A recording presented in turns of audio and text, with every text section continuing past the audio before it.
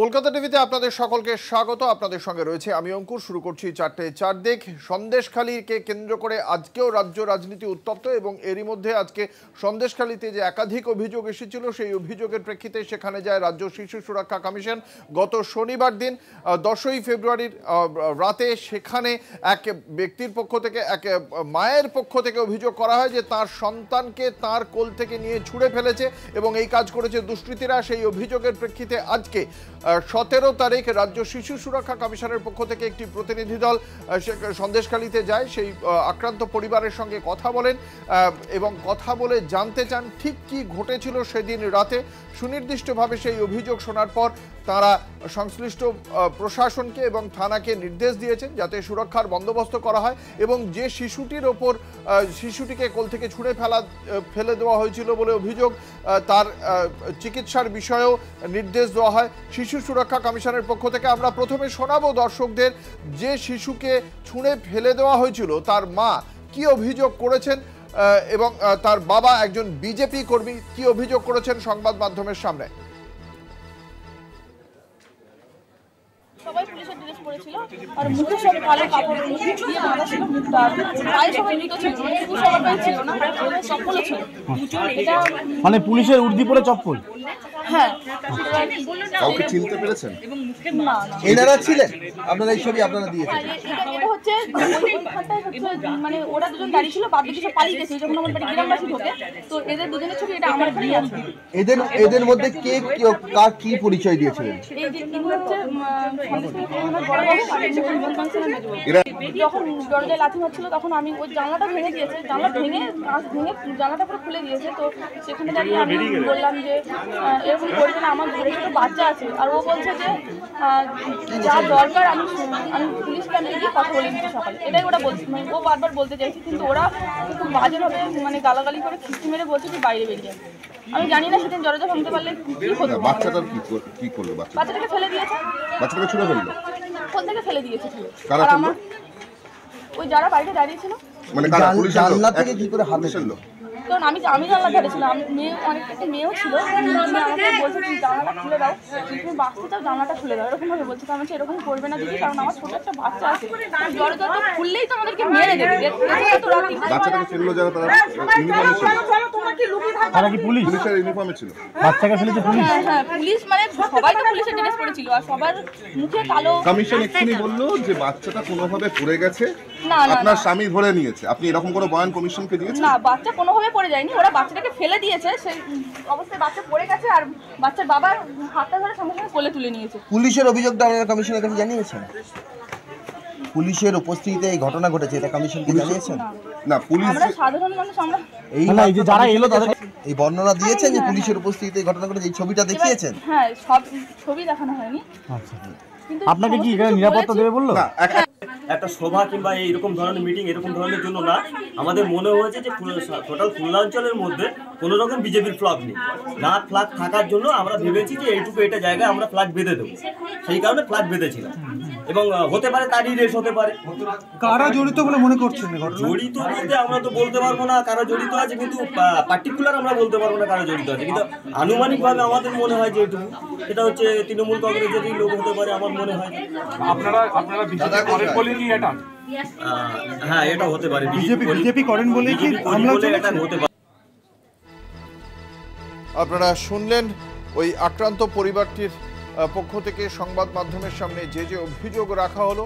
আজ এই বিষয়ে আমরা কথা বলবো। আমাদের সঙ্গে রয়েছেন আমাদের প্রতিনিধি সঞ্জিত চক্রবর্তী। সঞ্জিত রয়েছেন সন্দেশখালীতে, সরাসরি চলে যাব সঞ্জিতের কাছে। সঞ্জিত, যেটা জানতে চাইবো যে আজকে এই সকাল থেকে শিশু সুরক্ষা কমিশনের প্রতিনিধি দল সন্দেশখালীর বিভিন্ন জায়গা ঘুরলেন, তাদের কাছে কতটা খোলাখুলিভাবে সন্দেশখালীর মানুষ তাদের অভিযোগ জানিয়েছেন বা তারাই বা কোন কোন এলাকা ঘুরে কি অভিযোগ পেলেন বা কি পদক্ষেপ করেছেন এখনো পর্যন্ত?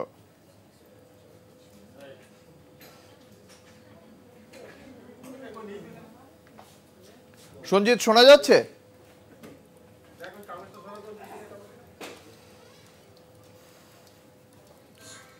সঞ্জিত, তুমি কি শুনতে পাচ্ছ? হ্যাঁ, শুনতে পাচ্ছি। সঞ্জিত, আজকে শিশু সুরক্ষা কমিশনের পক্ষ থেকে একটি প্রতিনিধি দল সন্দেশখালীর বিভিন্ন এলাকা তারা পরিদর্শন করলেন, বিভিন্ন মানুষের সঙ্গে কথা বলেছেন। সন্দেশখালীর মানুষ কতটা খোলা মনে শিশু সুরক্ষা কমিশনে তাদের অভিযোগ জানিয়েছেন, কি প্রত্যাশা রয়েছে শিশু সুরক্ষা কমিশনের কাছে সন্দেশখালীর, শিশু সুরক্ষা কমিশনই বা কি পদক্ষেপ করলো?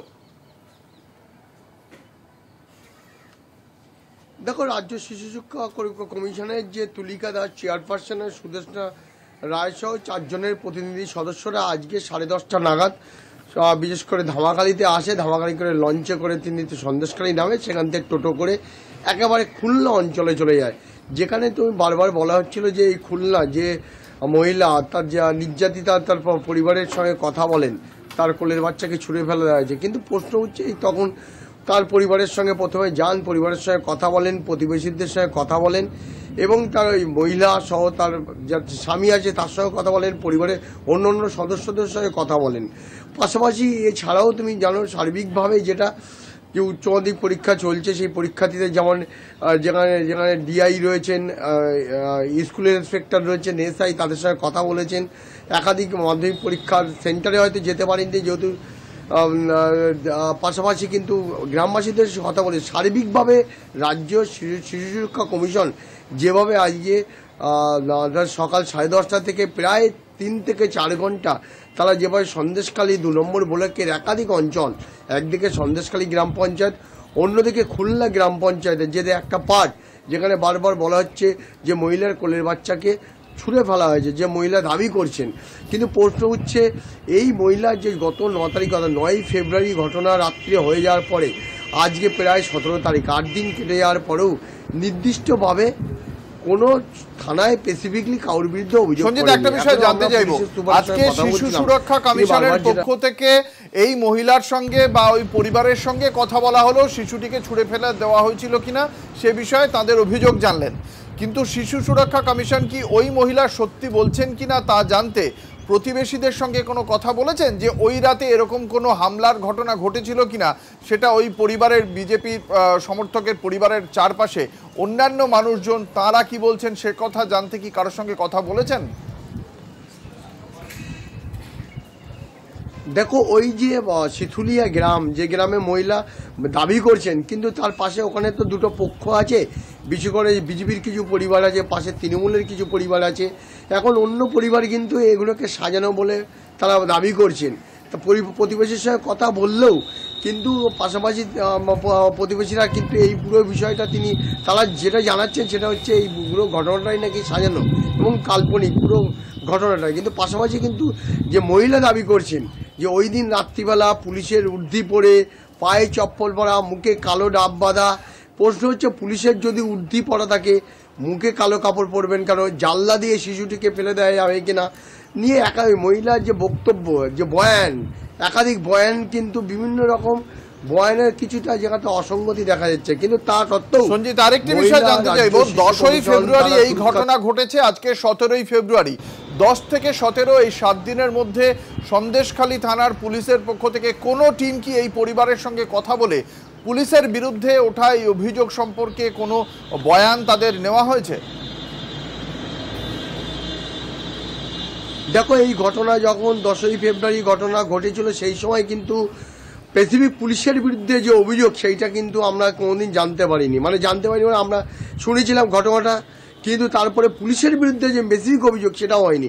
এবার যদি অভিযোগ থাকে, তুমি জানো সন্দেশখালী কাণ্ড নিয়ে ইতিমধ্যে 144 ধারা যে বিভিন্ন গ্রামে পুলিশি টহল চলছে, যেখানে ডিজি রয়েছেন সিদ্ধিনাথ গুপ্তা, ডিআইজি রয়েছে সুমিত কুমার, একাধিক পুলিশ আধিকারিকরা, দুদে অফিসাররা রয়েছে, বিভিন্ন গ্রামে গিয়ে গ্রামে মহিলাদের সঙ্গে কথা।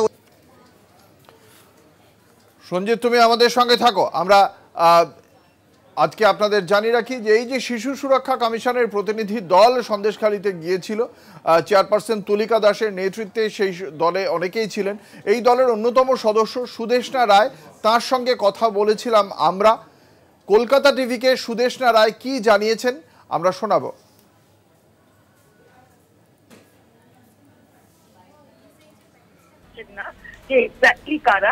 এবং আমরা যেটা দেখতে গিয়েছিলাম, আমাদের কাজটা হচ্ছে যাতে শিশু এবং মা সুরক্ষিত থাকে, এবং সেই জন্য আমরা বলেছি গতকালই আমাদের চেয়ারপারসন তুলিকা দাস অলরেডি চিঠি লিখেছিলেন ডিএমকে এবং এসপি কে।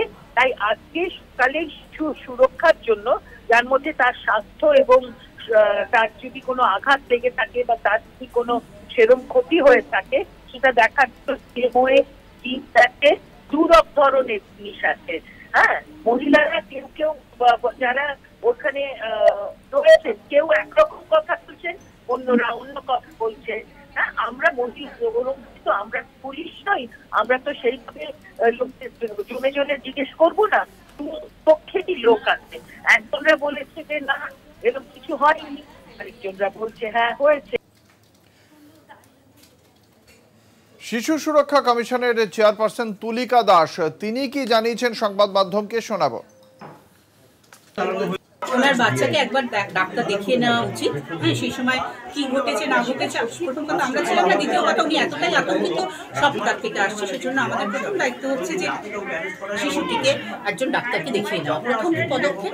দ্বিতীয় পদক্ষেপ হচ্ছে উনি বলেছেন যে যেহেতু বাড়িতে উনি আর ওনার শিশু শুধু দুজনেই রয়েছে, খাওয়া দাওয়ারও খুব অসুবিধা হচ্ছে, তো উনি যেভাবে আমাদেরকে শিশু খাবারের কথা বলেছেন সেগুলি আমরা আমাদের ডিস্ট্রিক্টে যে ডিসিপিও রয়েছেন তার সাথে কথা বলে সেগুলো আমরা ব্যবস্থা করার চেষ্টা করছি।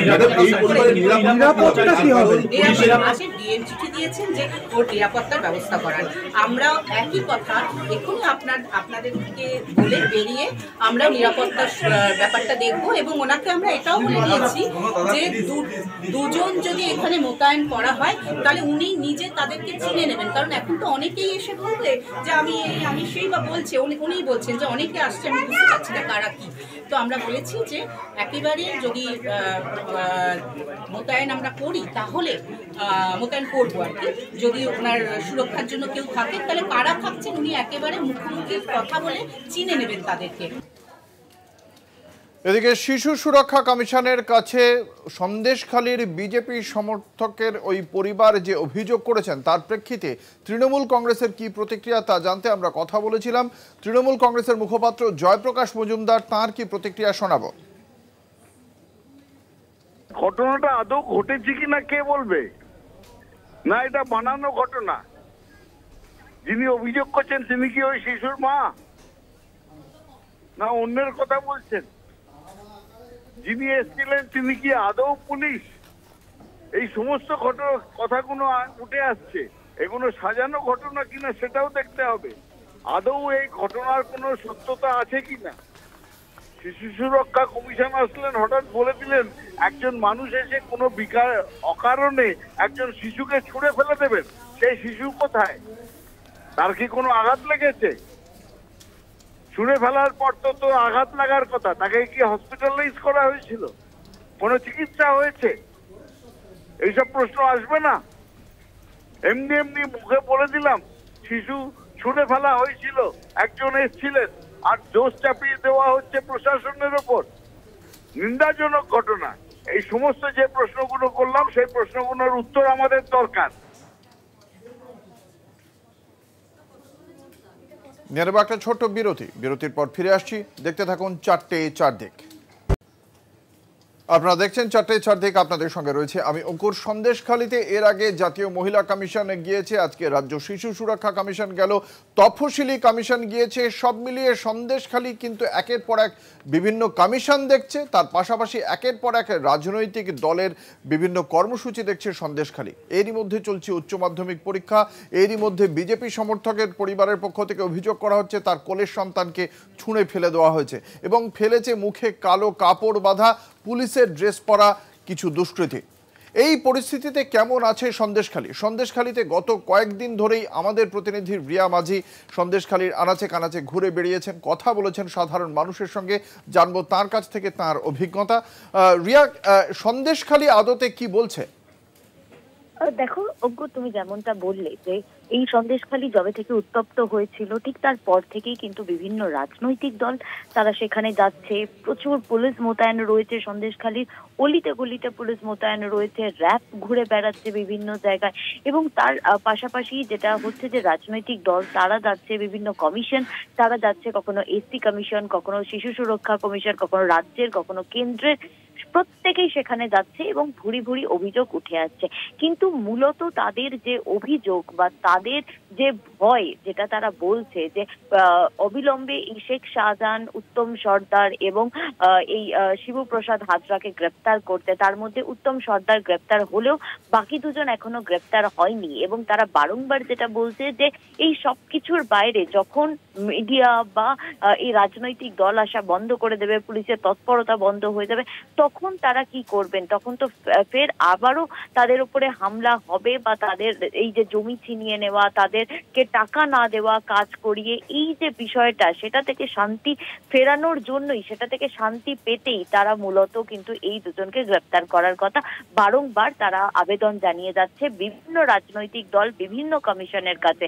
কিন্তু এর মধ্যেও যেটা অত্যন্ত গুরুত্বপূর্ণ, যেটা আমি প্রথম থেকে বলে আসছিলাম, দেখো তাদের একটা দাবি দাবা রয়েছে, একটা অভিযোগ রয়েছে, কিন্তু সেই অভিযোগ যেটা প্রথম থেকে তারা সেই অভিযোগে স্ট্যান্ড বাই না থেকে তাদের অভিযোগের মোড় কোথাও কোনো রাজনৈতিক দলের তাদের উস্কানিতে হোক বা যাই হোক, তাদের সেই যে অভিযোগের মোড় সেটা কিন্তু আস্তে আস্তে ঘুরে যাচ্ছে। এবং সেই কারণের জন্য কিছু বাসিন্দা তারা বলছে যে এই রাজনৈতিক রং দেওয়ার চেষ্টা করা হচ্ছে, 144 ধারা ইম্পোজ করে তাদের যে মূলত প্রথম যে তাদের যে দাবি দাবাগুলো, যে অভিযোগগুলোকে, সেটা দমিয়ে দেওয়া হচ্ছে। এবং কোথা থেকে একটা অভিযোগ সামনে আসছে যে মহিলাদের ওপরে নির্যাতন, এবং এখন সেটাই কিন্তু মূল হয়ে উঠেছে যে মহিলাদের ওপরে নির্যাতন। কিন্তু গোটা সন্দেশখালি ঘুরে আমি এই কোন মহিলার ওপরে পার্টিকুলারলি নির্যাতন হয়েছে, এবং 4 দিন ধরে রাজ্য পুলিশের বিভিন্ন টিম বিভিন্ন জায়গায় ঘুরেও কোন মহিলার ওপরে আদেও সেই তাদের এই অভিযোগটা, পার্টিকুলার এই অভিযোগটা কোনো স্বচ্ছতা আছে কিনা, সেটাও কিন্তু পুলিশ এই মুহূর্তে প্রশ্ন তুলছে। ধন্যবাদ। আমাদের সঙ্গে ছিলেন আমাদের প্রতিনিধি রিয়া মাঝি। নিয়ে নেব আবারও একটা বিরতির পর ফিরে আসছি, সঙ্গে থাকুন। আপনারা দেখছেন 4টে 4 দিক, আপনাদের সঙ্গে রয়েছে আমি অঙ্কুর। এই মুহূর্তের অন্যতম গুরুত্বপূর্ণ খবর, সন্দেশখালী ফের রাজনীতির আলোচনায়, এবং সেক্ষেত্রে শিবু হাজরা এবং উত্তম সর্দার এদের বিরুদ্ধে অভিযোগ উঠেছে যে গ্রামবাসীদের যে লিজের টাকা, সেই টাকা আত্মসাৎ করা হয়েছে এবং সেই বঞ্চিতদের টাকা ফেরানোর উদ্যোগ নেওয়া হয়েছে। বিশদে জানবো, আমাদের সঙ্গে রয়েছেন আমাদের প্রতিনিধি সঞ্জিত চক্রবর্তী। সঞ্জিত, এ বিষয়ে কি উদ্যোগ, কি জানতে পারছো এখনো পর্যন্ত? সুনির্দিষ্টভাবে অভিযোগটা প্রথমে কি ছিল এই শিবু উত্তমের বিরুদ্ধে? দেখো, সন্দেশখালী আন্দোলন, বিক্ষোভ কর্মসূচি, লাগাতার আন্দোলন, কিন্তু তার মূল গতি প্রকৃতি ছিল আন্দোলনের যে ধারায় চলছে লিজের টাকা, অর্থাৎ মেছগেরি লিজের টাকা আত্মসাৎ করার অভিযোগ হয়েছিল। যার বিরুদ্ধে অভিযোগ হচ্ছে উত্তম সর্দার, সাময়িকভাবে শিবপ্রসাদ হাজরা।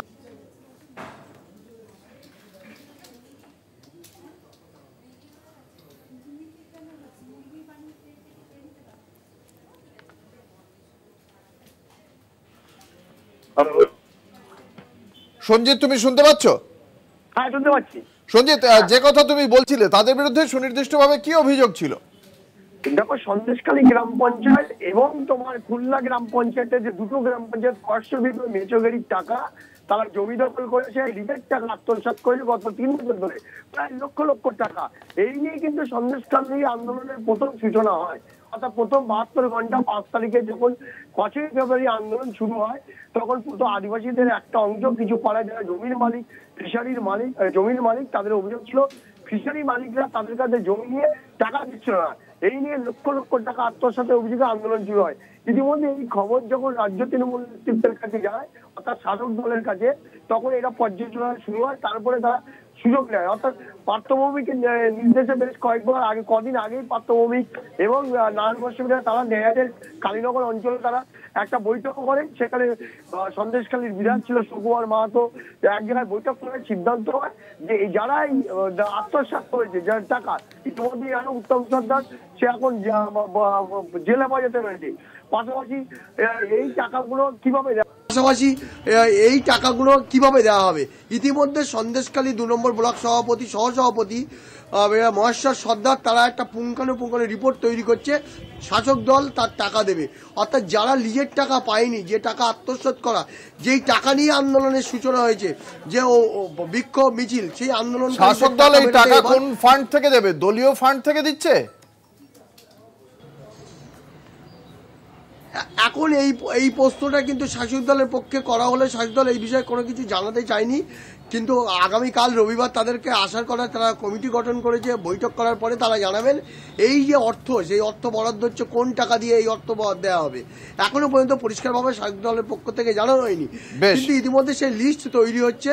যেহেতু সহসভাপতি ওখানকার মহেশ্বর সর্দার, তারা প্রতিটা বাড়ি বাড়ি যাদের জমি লিজের টাকা দেওয়া হয়নি আত্মসাৎ, তাদের নাম ঠিকানা উপযুক্ত নথিপত্র নিয়ে নামের তালিকা তৈরি করা হচ্ছে। তারা দ্রুত যাতে এই লিজের দেখা যাক এই বিষয়ে শাসক দলের পক্ষ থেকে কি পদক্ষেপ করা হয়। ধন্যবাদ সঞ্জিত, আমাদের সঙ্গে ছিলেন আমাদের প্রতিনিধি সঞ্জিত চক্রবর্তী। নিয়ে নেব একটা ছোট্ট বিরতি, সঙ্গে থাকুন। সন্দেশখালীতে রাজনৈতিক কর্মসূচি আজও অব্যাহত। আজ আইএসএফ এর পক্ষ থেকে বসিরহাটের এসপি অফিসে ঘেরাও কর্মসূচি ছিল। বিশদে জানবো, আমাদের সঙ্গে রয়েছেন আমাদের প্রতিনিধি সঞ্জিত চক্রবর্তী। সঞ্জিত, কতক্ষণ ধরে চলে এই ঘেরাও কর্মসূচি? কি দাবি ছিল নির্দিষ্টভাবে আইএসএফ এর? দেখো, ইতিমধ্যে তুমি দেখেছো, তোমার বিজেপি, তারপরে সিপিএম, এরপরে ফের আসলে আইএসএফ, সন্দেশখালী কাণ্ডে একের পর এক বিরোধী রাজনৈতিক দল যে ডিফেন্ড নিতে যাচ্ছে, অর্থাৎ 2000 লোকসভায় ফায়দা তুলতে যাচ্ছে, তা বিশেষ তাৎপর্যপূর্ণ। আজকে আইএসএফ এর নেতৃত্ব, বিশেষ করে এমডি কুতুবুদ্দিন, যে রাজ্যের যে সাধারণ সম্পাদক, তার নেতৃত্বে বসিরহাট টাউন হল থেকে সংগ্রামপুর অর্থাৎ এসপি অফিসে প্রায় 2 কিলোমিটার তারা পদযাত্রা করে হাতে প্লাকার্ড ফেস্টুন নিয়ে জাতীয় সড়ক অর্থাৎ 312 জাতীয় সড়কে তারা অবস্থান বিক্ষোভে বসেন। তারা এবং তার আগেই পুলিশ তাদেরকে আটকে দেয়, আটকে দিয়ে তারা অবস্থান বিক্ষোভে বসেন। তাদের মূলত দাবি যে সন্দেশখালী কাণ্ডে যারা যারা জড়িত তাদের অবিলম্বে তাদেরকে গ্রেপ্তার করতে হবে। ইতিমধ্যে তারা স্মারকলিপি জমা দেন বসিরহাট পুলিশ জেলার সুপারের কাছে। সব মিলিয়ে কিন্তু শান্তিপূর্ণভাবেই আজকে অবস্থান বিক্ষোভ হয়েছে, এসপি অফিস ঘেরাও হয়েছে। আর একটা গুরুত্বপূর্ণ তথ্য দিয়ে জানাই যে আজকে বিকেল 5:30 নাগাদ সন্দেশখালী কাণ্ড নিয়ে বসিরহাট জেলার police super doctor Mehedi Hasan একটা বিশেষ সাংবাদিক সম্মেলন ডেকেছে 5:30 নাগাদ। সেখানে সন্দেশখালী কাণ্ড নিয়ে আরো কিছু তিনি জানাবেন এবং তাদের কিভাবে রাজনৈতিক দল অবশ্যই নজর থাকবে আমাদের সেদিকে। ধন্যবাদ সঞ্জিত, আমাদের সঙ্গে ছিলেন আমাদের প্রতিনিধি সঞ্জিত চক্রবর্তী। বিকেল 5:30টার সময় সেক্ষেত্রে প্রশাসনের পক্ষ থেকে কি বার্তা দেওয়া হয় এবং কি মূল্যায়ন তাদের, অবশ্যই আমরা সেদিকে নজর রাখবো। এই বিষয়ে আজকে আইএসএফ এর ঘেরাও কর্মসূচি নিয়ে কি বলেছেন আইএসএফ বিধায়ক নওশাদ সিদ্দিকী, শোনাবো। মমতা ব্যানার্জি বা তার দল বলছে ওখানে নাটক হচ্ছে। যদি নাটক হচ্ছে না হচ্ছে কি হচ্ছে, আর ওখানকার যারা বসবাসকারী যারা আছেন, যারা অত্যাচারিত, যারা নির্যাতিতা, তাদের কথাটাই আমরা বিশ্বাস করে সেখানে যাওয়ার চেষ্টা করছি, তাদের পাশে থাকার চেষ্টা করছি। পুলিশ, রাজ্য সরকার পুলিশকে দিয়ে আমাদেরকে আটকাচ্ছে। কারণটা কি? নিশ্চিতভাবে বিরোধীরা গেলে হয়তো আরো কিছু ভয়ঙ্কর তথ্য জনমানুষে আসবে। যদি কোনো বিরোধী গিয়ে ওখানে উত্তপ্ত করে, তাদের বিরুদ্ধে আইনত ব্যবস্থা নিক না, সেখানে তো আমরা বলছি, কিন্তু আইনত ব্যবস্থা নেওয়ার প্রশ্নই আসছে না। কারা উত্তপ্ত করানোর জন্য যাচ্ছে না, তাদের সাথে যে অন্যায় হয়েছে, তারা যে এখন আতঙ্কিত, তাদের পাশে থাকবো, তারা যাতে নাই পায় তার জন্য তাদের পাশে যাওয়া হচ্ছে। সন্দেশখালীতে একের পর এক বিরোধী কর্মসূচির মধ্যে আগামীকাল তৃণমূল কংগ্রেসের একটি জনসভার পরিকল্পনা ছিল। গত 13ই ফেব্রুয়ারি সেই ঘোষণা করেছিলেন তৃণমূল কংগ্রেসের নেতা, রাজ্যের মন্ত্রী পার্থ ভৌমিক। আগামীকালের সেই কর্মসূচি তৃণমূল কংগ্রেসের পক্ষ থেকে সিদ্ধান্ত নিয়ে পিছিয়ে দেওয়া হয়েছে।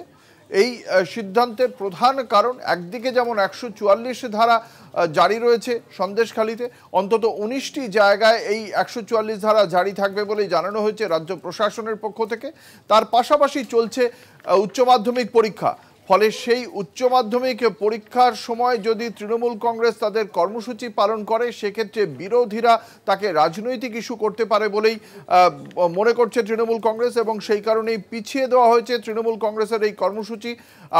কবে করা হয়েছে সেই বিষয়ে বিশদে জানবো। আমাদের সঙ্গে রয়েছেন আমাদের বিশেষ প্রতিনিধি দেবজ্যোতি ঘোষ। দেবজ্যোতি, এই তৃণমূল কংগ্রেসের যে জনসভা কবে হতে চলেছে, কি জানতে পারছো এই জনসভা সম্পর্কে? কি পরিকল্পনা তৃণমূল কংগ্রেসের? দেখো, যেহেতু মাধ্যমিক পরীক্ষা, এই উচ্চ মাধ্যমিক পরীক্ষা চলছে, এছাড়াও 144 ধারা চলছে 19 থেকে 20টি জায়গায়, সেই জন্য তৃণমূল কংগ্রেসের পক্ষ থেকে আগামীকাল তারা পথসভা করবেন এবং কর্মী সভা করবেন, এবং সেখানেই তারা কিন্তু সন্দেশখালীর পরিস্থিতি পর্যালোচনা করবেন। গত কয়েকদিন ধরে যেভাবে সন্দেশখালী বারবার উত্তপ্ত হয়েছে, বারবার বিক্ষোভ দেখা গেছে, সেই জায়গাতে তৃণমূল কংগ্রেস অত্যন্ত গুরুত্ব দিচ্ছেন। তারা 3রা মার্চ কিন্তু সন্দেশখালীতে জনসভা করবেন এবং সেখানে তৃণমূল কংগ্রেসের পক্ষ থেকে প্রধান বক্তা হিসেবে উপস্থিত থাকবেন তাপস রায়, পার্থ ভৌমিক, রতিন ঘোষ সহ তৃণমূল কংগ্রেসের প্রথম সারির নেতৃত্বরা। এবং দেখো সেখানে 1 লক্ষ মানুষের জনসমাবেশ হবে বলে তৃণমূল কংগ্রেসের পক্ষ থেকে দাবি করা হচ্ছে এবং ইতিমধ্যেই কিন্তু তার পরিকল্পনা শুরু হয়েছে। সামনের যেহেতু উচ্চ মাধ্যমিক পরীক্ষা চলছে এবং 144 ধারা চলছে, সেই জন্যই কিন্তু আগামীকালের জনসভাকে তারা বাতিল করেছেন। পরিবর্তে তারা কর্মী সভা করবেন এবং পথসভা করবেন বলে তৃণমূল কংগ্রেস সূত্রে খবর। অত্যন্ত রাজনৈতিকভাবে গুরুত্বপূর্ণ কারণ অভিষেক বন্দ্যোপাধ্যায় গতকালই সুর বেঁধে দিয়েছিলেন, সেই অনুযায়ী কিন্তু সন্দেশখালীকে নিয়ে তৃণমূল কংগ্রেসের পক্ষ থেকে রাজনৈতিক কর্মসূচি নেওয়া হচ্ছে। ধন্যবাদ। আমাদের সঙ্গে ছিলেন আমাদের বিশেষ প্রতিনিধি দেবজ্যোতি ঘোষ। নেব একটা ছোট্ট বিরতির সঙ্গে থাকুন। জমি বিবাদের জের তেহট্টে চলল গুলি। নদিয়ার তৃণমূল কংগ্রেসের কর্মীকে লক্ষ্য করে চলে গুলি। আহত তৃণমূল কর্মী গোপাল সরকারের ডান হাত জখম। মোট 3 রাউন্ড গুলি চলেছে। সিপিএম এর বিরুদ্ধে অভিযোগ আক্রান্তের। ঘটনার তদন্ত শুরু করেছে পুলিশ। একজনকে গ্রেপ্তার করা হয়েছে। তেহট্টে শুটআউট, গুলিবিদ্ধ তৃণমূল কর্মী। তেহট্টে দেবনাথপুরে দুষ্কৃতীদের গুলিতে জখম গোপাল সরকার নামে এক ব্যক্তি। তার ডান হাতে গুলি লাগে বলে জানা গিয়েছে। জমি বিবাদের জেরে গুলিতে জখম অনুমান স্থানীয়দের। স্থানীয় এবং পরিবারের সদস্যরা তাকে উদ্ধার করে তেহট্ট মহকুমা হাসপাতালে নিয়ে যায়। পরে সেখান থেকে শক্তিনগর জেলা হাসপাতালে স্থানান্তর করা হয়। পুলিশ এবং স্থানীয় সূত্রে জানা গিয়েছে, শুক্রবার রাতে জমিতে সেচ দিতে গিয়েছিলেন তিনি। সেই সময় দুষ্কৃতীরা তাকে লক্ষ্য করে গুলি ছোড়ে। মোট 3 রাউন্ড গুলি চলে বলে অভিযোগ। গুলিবিদ্ধ ব্যক্তির অভিযোগ, অভিযুক্তরা সিপিএম এর কর্মী। কারা করলো গুলি দাদা? সিপিএম। আপনি কোন দল করেন? কোন দল করেন? আমি জানি না, কিন্তু কদিন ধরে সিপিএমরা এগুলো করছে। কালকে গেছিল মাঠে, মেশিন রোজ চুরি করে নিয়ে যায় এখান থেকে। এই জমিগুলো তো আমাদের, ওই জমিগুলো জোর করে খাবে, কিন্তু ও তো আমাদের জমি, পুরো প্রমাণপত্র আমাদের জমি। ওই জমিগুলো পুরো কাগজ আছে আমাদের জমির, কিন্তু ওরা জোর করে ফসল কাটবে, জোর করে খাবে। এর জন্য মানে ইচ্ছে করে গন্ডগোল পাকাবে। তাদের বিরুদ্ধে ওটা অভিযোগ অস্বীকার সিপিএম এর। সিপিএম বোমাবাজি গুলির রাজনীতি করে না বলে দাবি সিপিএম এর এরিয়া কমিটির সম্পাদক সুবোধ বিশ্বাসের। যে ব্যক্তি গুলিবিদ্ধ হয়েছেন তার অনেক ইতিহাস আছে। এলাকায় জমি মাফিয়া হিসাবে চিহ্নিত। প্রচুর গরিব মানুষের জমি কেড়ে নিয়েছে। প্রচুর মানুষ তার কাছে টাকা পয়সা পাবে। সমাজগতভাবেও মানুষের কাছে অনেক ঘৃণ্য ব্যক্তি হিসাবে পরিচিত এই মানুষটি। আমাদের পার্টির নামে বদনাম ছড়ানো হচ্ছে। তবে আমরা পার্টি, সিপিএম পার্টি কখনো বোমবাজি গুলির রাজনীতি করে না। আহত ব্যক্তি নিজেকে তৃণমূল কর্মী বলে দাবি করলেও তেহট্টের বিধায়ক তাপস সাহার দাবি তিনি জমি মাফিয়া। বহু লোকের জমি অবৈধভাবে আত্মসাৎ করেছে, সরকারি জমি জবরদখল করেছে, অনেকের টাকাও আত্মসাৎ করেছে। বিষয়টা হলো গোপাল একটা জমি মাফিয়া। তৃণমূল কংগ্রেসের সমর্থক। গতকালকে যেটা ঘটেছে একটা সন্দেহ আছে, কি হয়েছে না হয়েছে পথে আমরা ছিলাম না, কিন্তু ওখানে গুলি চালা ছিল, এরকম পরিস্থিতি হয়নি।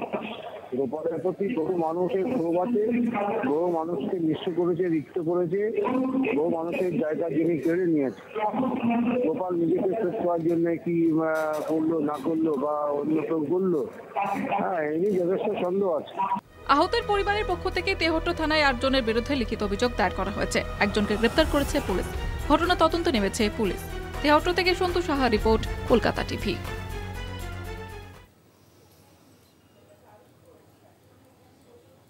কথা বলবো নদিয়া থেকে রয়েছেন আমাদের প্রতিনিধি সন্তু সাহা। সন্তু, তৃণমূল কংগ্রেসের বিধায়ক, সিপিএম এর এরিয়া কমিটির সম্পাদক দুজনেই এই আক্রান্ত ব্যক্তির বিরুদ্ধে একের পর এক জমি মাফিয়া সহ একের পর এক অভিযোগ আনছেন। কে এই ব্যক্তি যার বিরুদ্ধে দুপক্ষের তরফ থেকে একই অভিযোগ উঠছে? দেখো অঙ্কুরদা, শুধুমাত্র সিপিআইএম এর নেতা নয়, এই বিষয়ে তৃণমূলেরই বিধায়ক, যেহেতু তিনি গোপাল সরকার, তিনি নিজেকে তৃণমূল কর্মী দাবি করলেও সেই তৃণমূলের বিধায়ক তাকে জমি মাফিয়া বলে অভিযোগ করেছেন।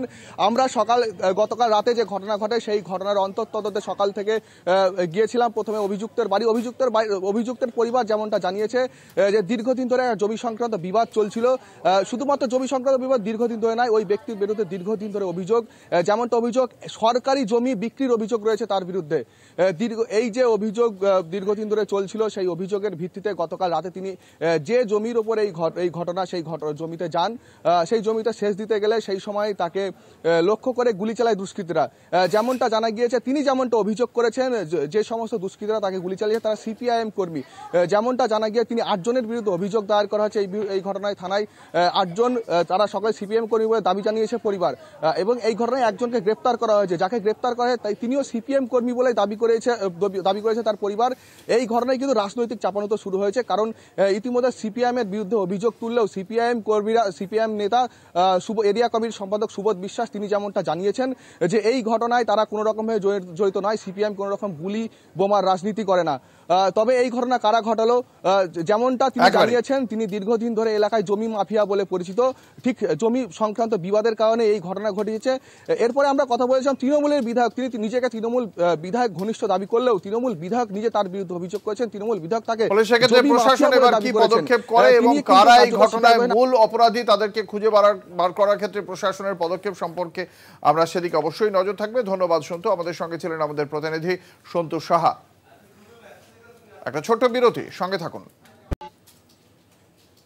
হুগলির কোন্নগরে নাবালক খুনের তদন্তে পুলিশের বিশেষ দল শনিবার সকালে ঘটনাস্থল পরিদর্শনের পাশাপাশি প্রতিবেশীদের সঙ্গে কথাও বলেন তারা। তবে এই খুনের পেছনে কে বা কারা তা এখনো স্পষ্ট নয়।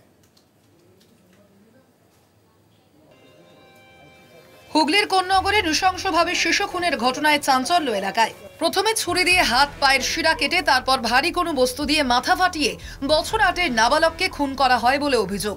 শুক্রবার ভর সন্ধ্যায় নিজের ঘরেই কুপিয়ে খুন হতে হয় তাকে। শনিবার সকালে ঘটনার তদন্ত করতে পৌঁছন চন্দননগর কমিশনারেটের উচ্চপদস্থ পুলিশ আধিকারিকেরা। পরিচিত কেউ খুন করেছে এই নাবালককে ধারণা স্থানীয়দের। টিভিটা চলছিল, সাউন্ড প্রচুর ছিল, কিন্তু আমি তখন এইটা লক্ষ্য করতে পারিনি কি হলো, টিভিটা কত সাউন্ডে চলছে। আমি তো দেখেছি, সঙ্গে সঙ্গে তুলে নিয়ে চলে গেছি। বাড়িতে তো একটা কুকুর রয়েছে। হ্যাঁ, কুকুর রয়েছে, কিন্তু কুকুর কোনো সাউন্ড করেনি তেমন। কেউ যদি বাড়ির ভিতরে ঢোকে বাইরে তাহলে কুকুরটা খুব চেঁচাবে। কেউ কুকুরকে এমনি ঢুকতে পারবে না বাড়িতে। বাবা পঙ্কজ এবং মা গুড্ডির একমাত্র সন্তান ছিল ওই নাবালক। কলকাতার একটি বেসরকারি সংস্থায় তিনি কর্মরত। স্ত্রী কসমেটিক্সের দোকানে কাজ করেন। স্থানীয় সূত্রে খবর, সন্ধ্যার দিকে বেশিরভাগ সময় একাই থাকতো 4র্থ শ্রেণীর ওই পড়ুয়া। শুক্রবার সন্ধ্যাতেও একাই ছিল সে। নিজের ঘরে বসে পড়াশোনা করছিল। তার পাশের ঘরে টিভিও চলছিল। ঠিক তখনই সবার অনুপস্থিতিতে আততায়ী ঘরে ঢুকে বলে ধারণা তার বাবার। ব্রুকলি মার্ডার যাকে বলা যায়, এই পুরোটা এত করতে হয়ে গেছে। সিঁড়ি, ওখানে সিটের ইট আছে, ইটটা নেই ওখানে, ভিতরে ছিল ইট। ইট দিয়ে মারা হয়েছিল। ইট, ওর পোড়াল খাবার একটা টুল থাকে, টুল, ভিতরে একটা গণেশ ভগবানের মূর্তি আছে, মূর্তিটা মেরে, মানে আরেকটা চাকু আছে, ছোট চাকু, সবজি কাটতে, ওই চাকুটা ব্যাঁকা হয়ে গেছিল। এ তো গুদনি করেছে। ব্রুটলি মার্ডার যাকে বলা যায়। প্রথমে ছুরি দিয়ে হাত পায়ের শিরা কেটে দেয়। পড়ুয়ার মৃত্যু নিশ্চিত করতে ভারী কোনো বস্তু দিয়ে মাথায় আঘাত করে। এরপর পড়ুয়ার খুড়তুতো বোন বাড়িতে ঢোকে। সেই প্রতিবেশীদের ডাকে খবর দেওয়া হয় পুলিশ কমিশনারেটে। পড়ুয়াকে উদ্ধার করে হিন্দ মোটরের একটি বেসরকারি হাসপাতালে নিয়ে যাওয়া হয়। সেখানে চিকিৎসকরা তাকে মৃত বলে জানান। শনিবার ঘটনাস্থলে পুলিশের উচ্চপদস্থ আধিকারিক এসে জানান, কে বা কারাই কাজ করলো তা স্পষ্ট নয়। কেনই বা খুন করা হলো শিশুকে তা নিয়েও দ্বন্দ্ব রয়েছে। ইনভেস্টিগেশন শুরু করে দিয়েছি আমরা। বাড়িটা সিল করে দিয়েছি যেখানে ঘটনাটা ঘটেছে। ফরেন্সিক টিমকে বলা হয়েছে, ওরা এখানে এসে সেই এভিডেন্সগুলো উনি কালেক্ট করবেন। কিছু মোটিভ কী আছে এটা সব নিয়ে আমরা আলোচনা করছি। যারা এর সঙ্গে সে পরিবারের সঙ্গে যুক্ত আছেন, পরিবার কারা বাড়িতে ছিল বা বাইরে কারা আছে, কার লাভ হবে, এটা নিয়ে সব কিছু তদন্ত করছে। আশা করি তাড়াতাড়ি এটা খুঁজে আমরা পাবো। ঘটনার জেরে আতঙ্কিত এলাকার বাকি পরিবারেরাও। পাশাপাশি ঘটনার নৃশংসতাকে ধিক্কার জানিয়েছেন তারা। হুগলির কোন্নগর থেকে পলাশ চক্রবর্তীর রিপোর্ট, কলকাতা টিভি। এখন এ পর্যন্তই। দেখতে থাকুন কলকাতা টিভি। রাত দিন, সাত দিন।